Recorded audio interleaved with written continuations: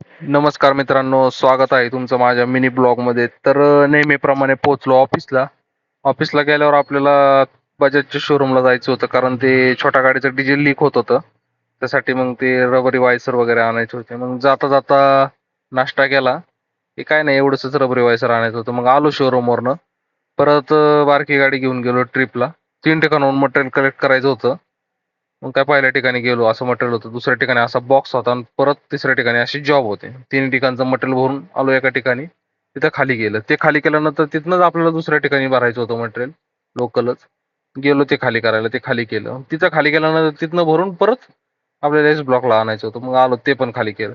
त्यानंतर अजून एक ट्रिप पडली दुसऱ्या गाडीची. गेलो तिथं भरायला, भरलं, आलो खाली करायच्या ठिकाणी. त्यानंतर छोटी अशोक लेलँड घेऊन आपण डिझेल टाकायला आलो होतो. डिझेल टाकी फुल केली. त्यानंतर छोटी पिकअप घेऊन आलो मटेरियल लोडिंगसाठी. खडी मशीनला न्यायचं होतं मटेरियल. मग काय चाललो खडी मशीनला. खडी मशीनला होतं ट्रॅफिक थोडंसं. मग पोहोचलो खाली करायच्या ठिकाणी. गाडी घेतली खाली करून. त्यानंतर आपल्याला डायरेक्ट पडली होती पिरंगुटची ट्रिप. बरोबर 6 वाजता.